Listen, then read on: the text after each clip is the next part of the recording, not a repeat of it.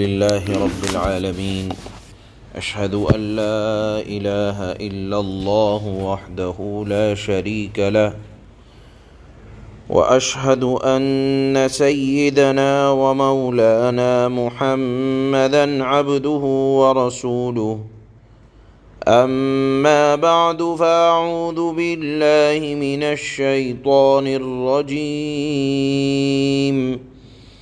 بسم الله الرحمن الرحيم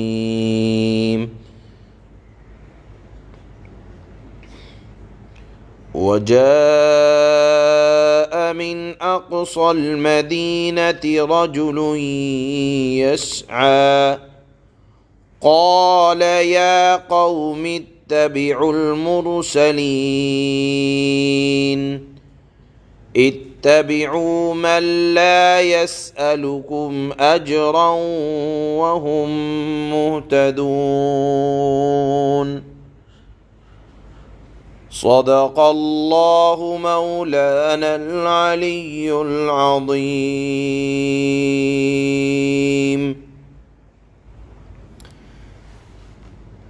یہ 22ویں پارے کی آخر کی 2 آیتیں ہیں۔ اس کے اندر ذکر ہے کل جو ایک واقعہ اللہ نے بیان فرمایا تھا کہ اللہ نے ایک بستی کی ہدایت کے لیے اور اپنا پیغام پہنچانے کے لیے 2 رسولوں کو بھیجا، لیکن بستی والوں نے، وہ بستی کون سی تھی قرآن میں اس کی وضاحت نہیں ہے۔ لوگوں نے، حضرات مفسرین نے لکھا ہے کہ وہ انطاکیہ اس بستی کا نام تھا۔ وہاں اللہ نے 2 رسولوں کو پہلے بھیجا۔ وہاں کے رہنے والوں نے شر اور فساد، فتنہ اور گمراہی کا بازار گرم کیا، اور دونوں رسولوں کو تکلیف پہنچانے پر آمادہ ہو گئے۔ اللہ نے پھر ایک اور رسول ان دونوں رسولوں کی تائید کے لیے بھیجا کہ اب یہ 3 ہو گئے، ہو سکتا ہے کہ 3 کی بات مان لی جائے، بستی والے ہدایت پر آ جائیں۔ لیکن اصحاب قریہ جس کو قرآن نے کہا، ان لوگوں نے سرکشی پر اصرار کیا، اور وہ پوشیدہ طور پر نبیوں کے قتل کا ارادہ ان لوگوں نے کر لیا۔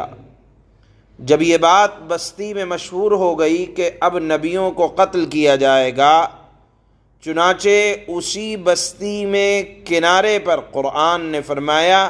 کہ ایک شہر کے کنارے پر ایک بزرگ رہتے تھے، نام تو ان کا ذکر نہیں کیا۔ قرآن نے کہا رجل، ایک آدمی آیا۔ حضرات مفسرین نے ان کا نام بھی حبیب بن نجار ذکر فرمایا ہے کہ ان کا نام حبیب تھا۔ یہ بھی پہلے بت پرستی میں مبتلا تھے، لیکن اللہ نے ان کی ملاقات اسی بستی میں آنے والے 2 پیغمبروں سے پہلے کرا دی تھی، اور انہوں نے ان کے پیغام کو قبول کیا، بت پرستی چھوڑی، غار وار میں جا کر عبادت کرنے لگے۔ چنانچہ قرآن یہ کہتا ہے کہ جب وہاں کے رہنے والوں نے نبیوں کے قتل کا باہم مشورہ کر لیا کہ اب تینوں کو ختم کیا جائے گا، تو یہ پیغام جب حبیب بن نجار جو پیشے کے اعتبار سے بڑھئی تھے اور حلال کھاتے تھے،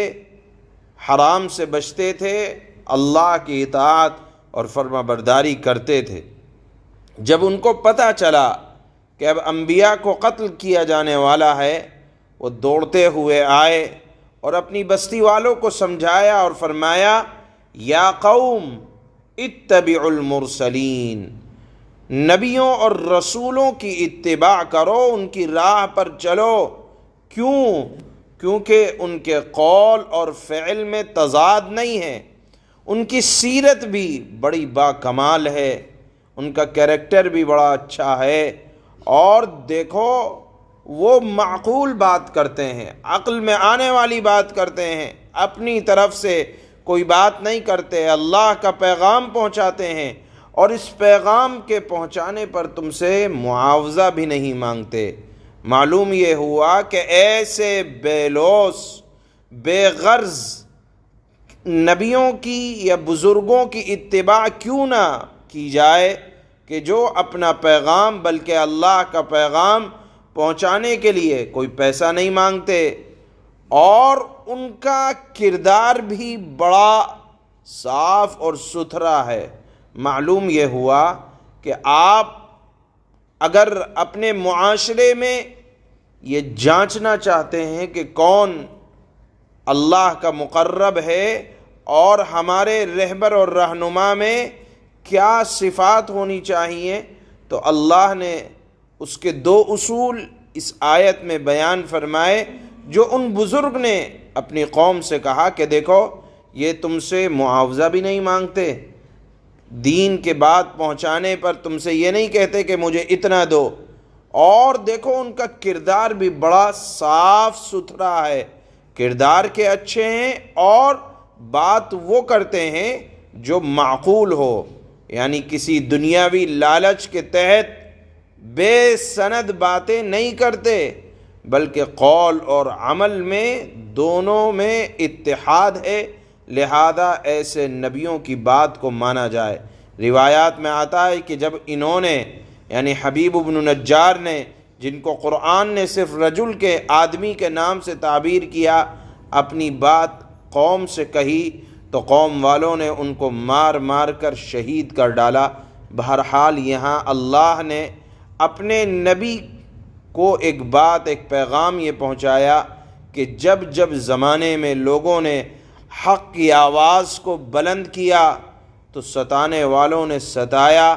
آپ اس سے کم ہمت نہ ہو۔ اللہ کی راہ میں جو ستایا جاتا ہے اس کا انجام بڑا اعلیٰ ہوتا ہے، جس کو اللہ نے 23ویں پارے کے شروع میں بیان فرمایا ہے۔ آج کی 2 آیتوں میں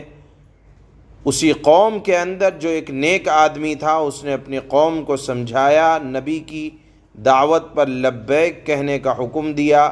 اس کا ذکر آج کی ان 2 آیتوں میں ہے، جو 22ویں پارے کے آخر کی 2 آیتیں ہیں۔ چنانچہ اللہ فرماتے ہیں وَجَاءَ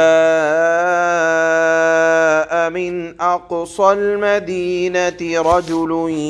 يَسْعَى قَالَ يَا قَوْمِ اتَّبِعُوا الْمُرْسَلِينَ، اور شہر کے پرلے یعنی دور دراز کے علاقے سے ایک شخص دوڑتا ہوا آیا۔ روایتوں میں ان کا نام حبیب بن نجار ہے۔ یہ پیشے کے لحاظ سے بڑھئی تھے، اپنی ہاتھ کی کمائی کھایا کرتے تھے اور تنہا کہیں رہ کر عبادت کرتے تھے۔ جب ان کو رسولوں کی تکذیب کا پتہ چلا تو یہ ان کی حمایت کے لیے آئے۔ اسی کو اللہ نے یہاں فرمایا کہ شہر کے دور دراز کے علاقے سے ایک آدمی دوڑتا ہوا آیا، اس نے کہا اے میری قوم کے لوگو، ان رسولوں کا کہنا مانو۔ کیوں مانو؟ اس لیے کہ یہ قول اور فعل یعنی زبان اور عمل کے اعتبار سے برابر ہیں، ان کا کریکٹر بھی صاف ستھرا ہے، تم سے معاوضہ بھی نہیں مانگتے اور معقول باتیں کرتے ہیں۔ چنانچہ فرمایا اتبعوا من لا يسألكم اجرا وهم مهتدون، ان لوگوں کا کہنا مان لو۔ ان آدمی نے کہا یعنی حبیب بن نجار نے اپنی قوم سے کہا ان لوگوں کا کہنا مان لو، یا ان لوگوں کا کہنا مان لو جو تم سے کوئی اجرت نہیں مانگ رہے ہیں، یعنی دعوت دین پر ان کا مقصد صرف اللہ کا پیغام پہنچانا ہے، تم سے کوئی معاوضہ نہیں مانگ رہے ہیں، اور وہ صحیح راستے پر ہیں، یعنی غلط راستے پر نہیں ہیں، اس لیے ان کی بات ماننی چاہیے۔ سبحان اللہ۔